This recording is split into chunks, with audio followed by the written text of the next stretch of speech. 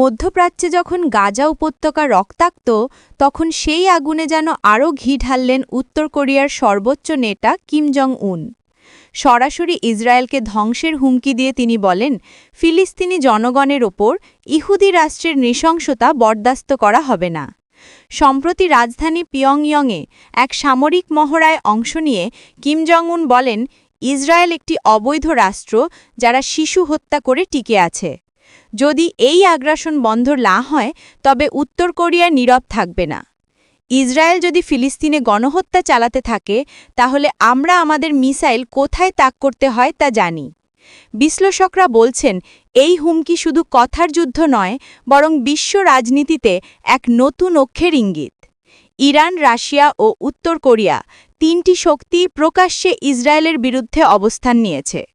আর এর পেছনে রয়েছে যুক্তরাষ্ট্রের একচোখা পররাষ্ট্রনীতি।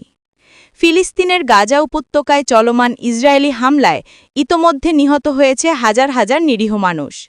কিম জং উনের এই মন্তব্য অনেকের কাছেই অস্বাভাবিক মনে হলেও ফিলিস্তিনপন্থী দেশগুলোর কাছে তা একটি শক্ত বার্তা।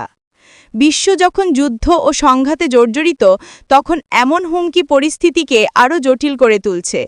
কূটনৈতিক সমাধানের বদলে কি বিশ্ব এগোচ্ছে আরেকটি ভয়াবহ সংঘাতের দিকে?